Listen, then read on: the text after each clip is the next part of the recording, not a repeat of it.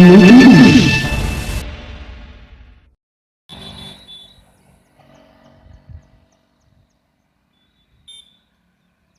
కాంగ్రెస్ ప్రభుత్వం రైతుల నెత్తిన ప్రజల నెత్తిన బుద్ధిబండ విద్యుత్ స్కీమ్ రూపంలో మొప్పబోతా ఉన్నది. కేంద్ర ప్రభుత్వం RDSS పేరుతో విద్యుత్ వినియోగదారుల మీద భారం మోపే స్కీమును తెచ్చిన సందర్భాన్ని పురస్కరించుకొని రాష్ట్ర ప్రభుత్వం కేంద్ర ప్రభుత్వంతో కుమ్మక్కై ఈ రాష్ట్రంలో రైతాంగం యొక్క మోటార్ల వద్ద మీటర్లను బిగించే కార్యక్రమాన్ని తీసుకుంటున్నది. అలాగే గృహ వినియోగదారులకు కూడా ప్రీపెయిడ్ మీటర్లను స్మార్ట్ మీటర్ల పేరుతో బిగించి ప్రజల మీద అధిక భారాన్ని మోపాలని, ఉచిత విద్యుత్తును రద్దు చేయాలనే తలంపుతో కాంగ్రెస్ రాష్ట్ర ప్రభుత్వం ఈ ప్రయత్నం చేస్తూ ఉంది. 23వ తారీఖు నాడు జరిగినటువంటి కేబినెట్ సమావేశంలో దీన్ని తీర్మానించడం జరిగింది.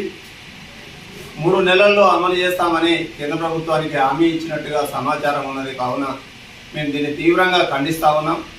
రైతాంగాన్ని సమీకరించి కాంగ్రెస్ ప్రభుత్వానికి వ్యతిరేకంగా, బీజేపీ ప్రభుత్వానికి వ్యతిరేకంగా పోరాటాన్ని చేయడానికి బీఆర్ఎస్ పార్టీ సిద్ధంగా ఉంది. ప్రజలు గమనించాలని తెలియజేస్తా ఉన్నాం.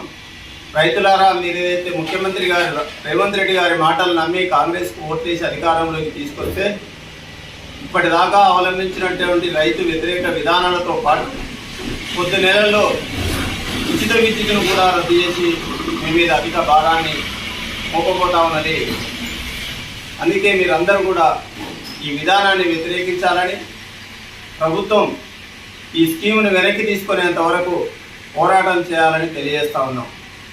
ఆ విధానం కూడా పూర్తిగా రద్దయి రైతే తన వ్యవసాయ బావికి కనెక్షన్ కావాలంటే పూర్తిగా డబ్బులు చెల్లించే విధానం తీసుకొస్తా ఉంది. కాబట్టి రైతుల మీద పెను భారం ఈ విద్యుత్ స్కీమ్ మోపుతా ఉంది.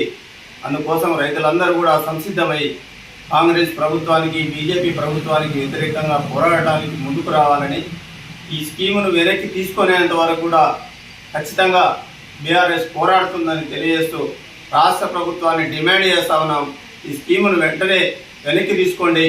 గత కేసీఆర్ గారి ప్రభుత్వంలో కేంద్ర ప్రభుత్వం ఎంత ఒత్తిడి పెట్టినా కానీ నేను రైతాంగానికి మీటర్లు పెట్టే సమస్య లేదని చెప్పి గట్టిగా పోరాడి ఇప్పటి వరకు కూడా అమలు చేయకుండా ఉన్నటువంటి మహానాయకుని ప్రభుత్వాన్ని పోగొట్టుకొని కాంగ్రెస్ ప్రభుత్వంలో రైతాంగం ఇబ్బంది పడతా ఉంది. కాబట్టి రైతులారా, మీరు ఏకం కండి. ఈ RDSS స్కీమ్కు వ్యతిరేకంగా పోరాటానికి కదలి రావాల్సిందిగా కోరుతూ ప్రభుత్వాన్ని వెనక్కి తీసుకోవాలని డిమాండ్ చేస్తా ఉన్నాం.